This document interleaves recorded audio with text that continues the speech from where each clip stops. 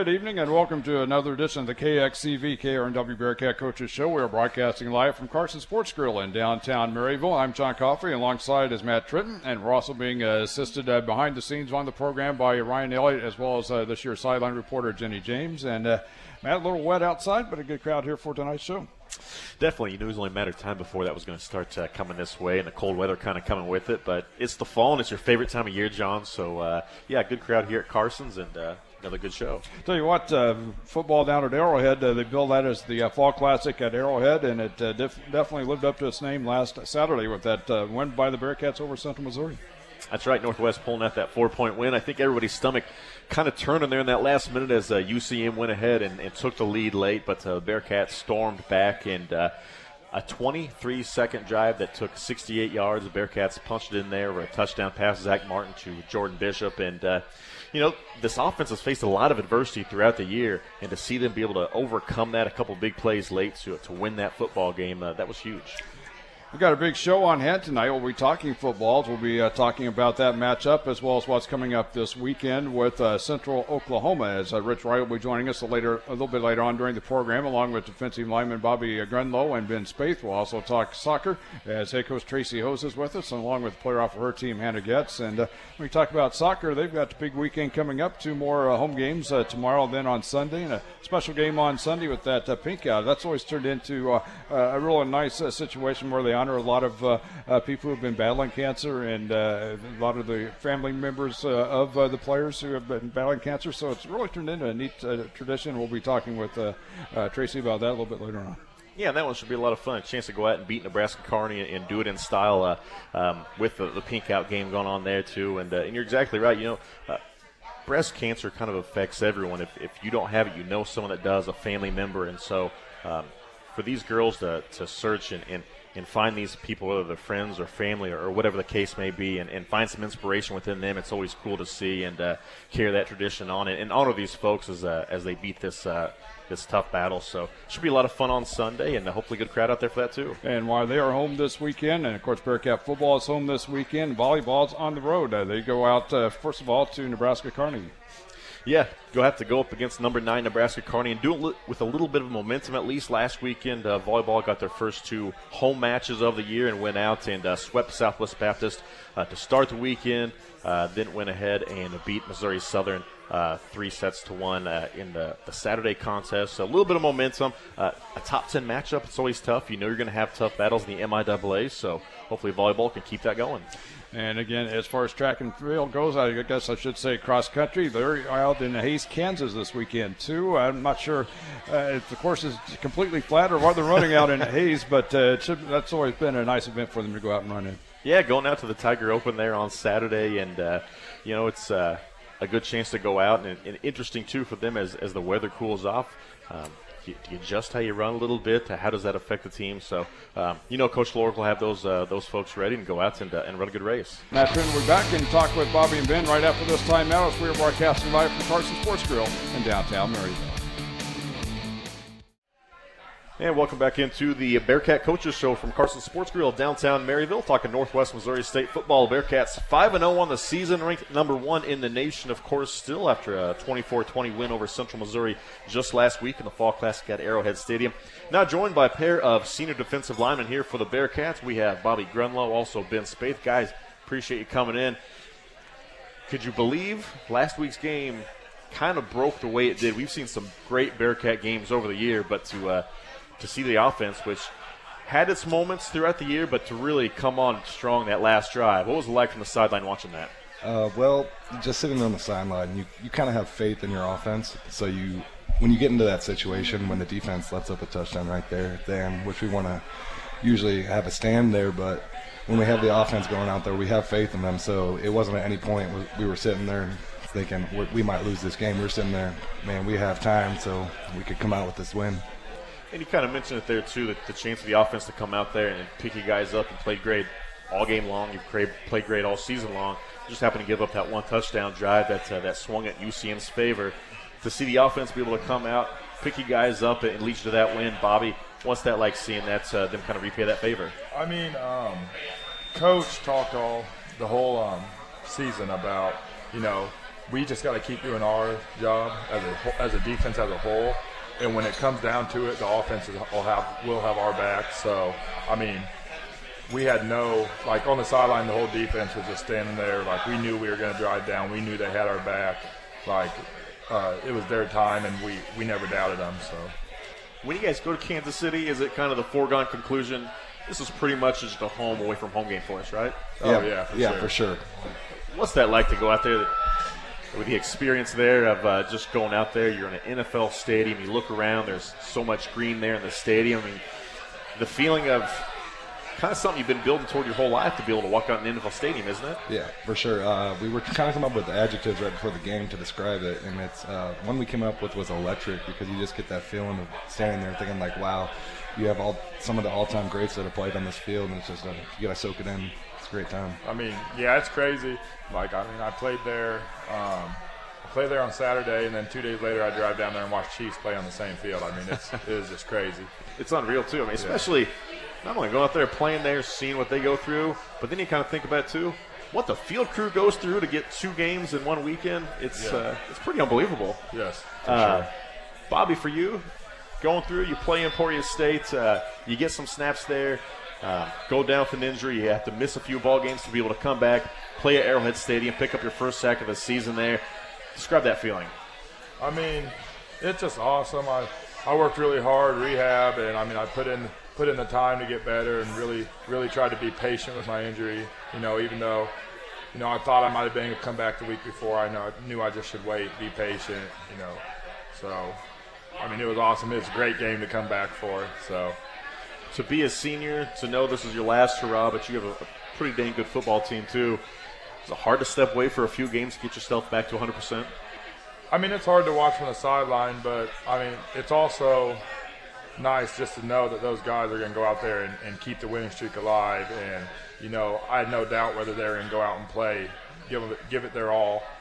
So, I mean, it's hard to miss just because I want to be out there, but, I mean, I always had faith that they would play their hardest for me.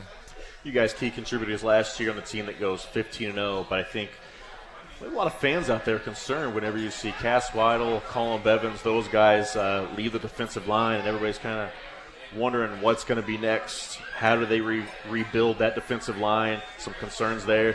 You guys stepped up against Emporia State and really didn't miss a beat from 2016 into 2017. What's the mindset like in the pregame workouts leading you guys up through that first week? We knew it was never going to be the same. We knew we were never going to have another Colin Bevins or another Cass Weidel, but we knew we were going to have me, and we knew we were going to have Austin Eskew and Ben Spaeth and Caleb Mathers, and we knew that Ben had gotten better from last year and Caleb gotten better from last year, and Austin was going to be his own person, and I had improved some from last year. So, I mean, we may not have had them 2 guys, but we knew that there was going to be no drop-off. We still were going to play up to expectations. Yeah, something to go off of that as well is knowing those 2 weren't coming back, we just all had to focus on doing our job to the best of our ability, because if you focus on what your person next to you's got to do, then it's going to make you play slower. So if you just focus on what you have to do, you can play as fast as you can, as hard as you can. You're up there in the middle with Caleb Mather, and it seems like you guys are going for A-gap. There's really nothing coming through, whether it's a team trying to run or even getting a pass rush up the middle too. Talk about that, kind of being the unsung hero there of the guy in the middle. You're not necessarily going to rack up a ton of stats, but it does kind of start with you and work your way out. Caleb's a great player, and so having him next to you, you understand that his job is going to be done to the best. Like, he's a great player, so you know that's going to happen. So on my side, you kind of trust that, and that makes you play, so you don't have to play slow and worried about that. You can play as fast as you want. Now I want to talk about you coming up through high school, going to Iowa Western, and making it here to Northwest Missouri State. For a guy that plays in the middle of the defensive line now, you're a pretty prolific pass rusher back in high school, weren't you?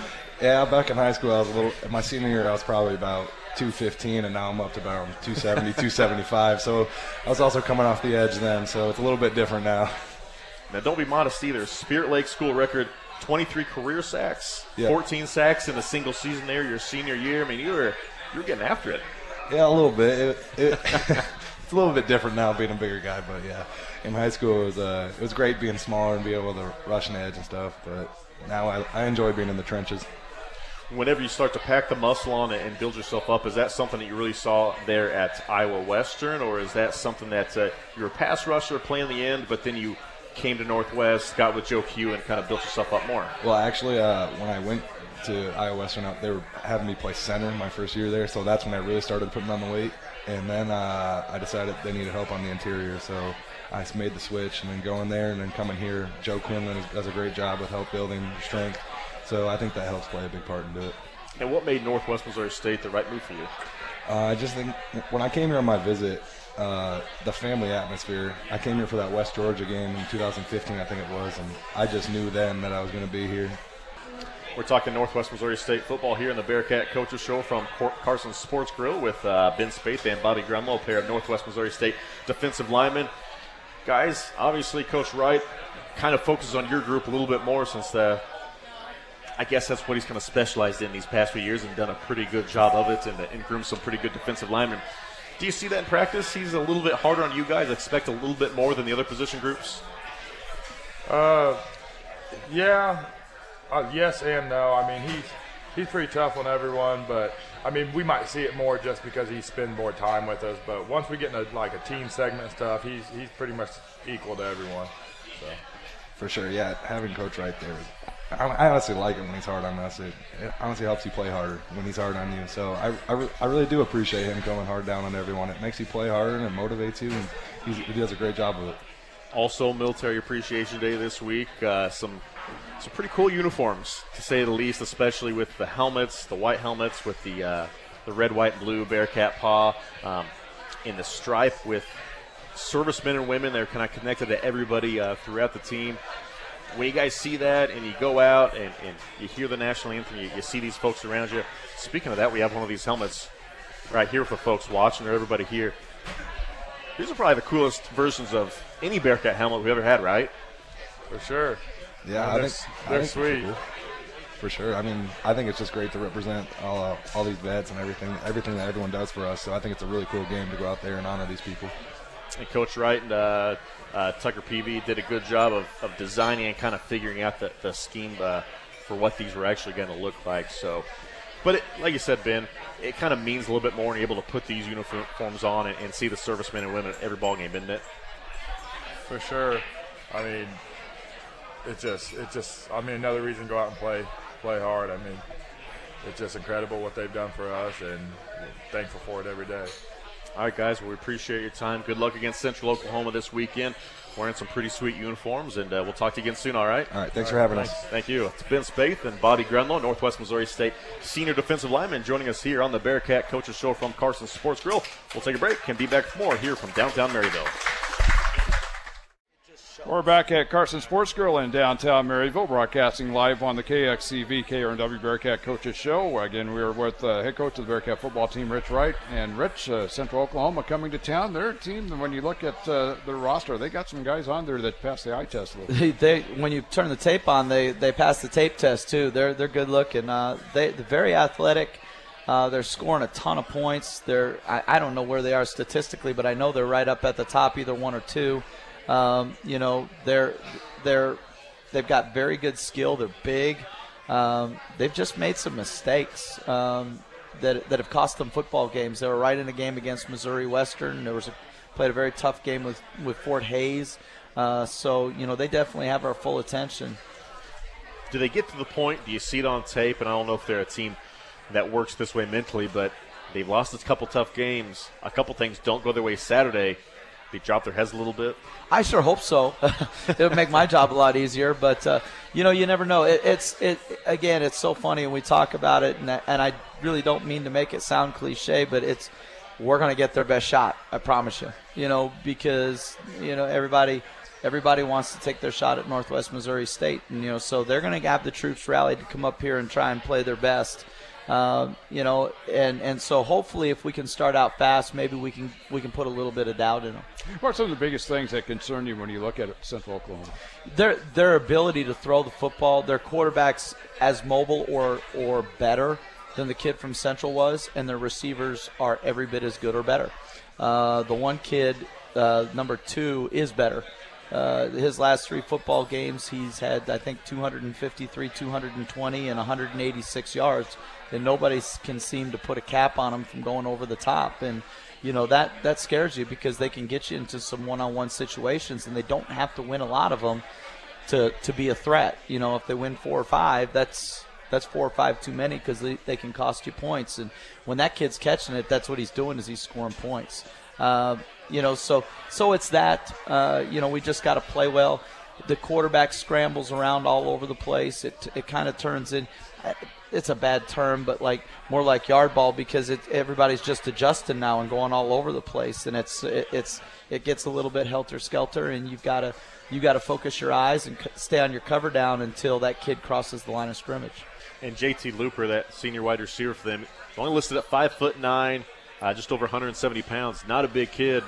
When you see tape, can you see what makes him dynamic? Is he a fast kid, just got great hands, or what? He's very fast, and he's got all kinds of wiggle, and it's a good combination for him, and he'll go get the ball. He's tough.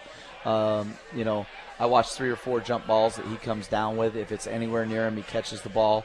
He's a very talented kid. How do you defend a guy like that? You mix things up. We're going to play him some man. We've got pretty good kids on our side of the ball, and, trust me, I poke a little bit. So we're going to play some man. We're going to get after him that way, but we're also going to we'll do a little bit of zone coverage where we'll have a high and a low. We'll know where he is with our free safety at times. See if we can't bait him into some things where they just chuck it up and see if we can't go get one instead.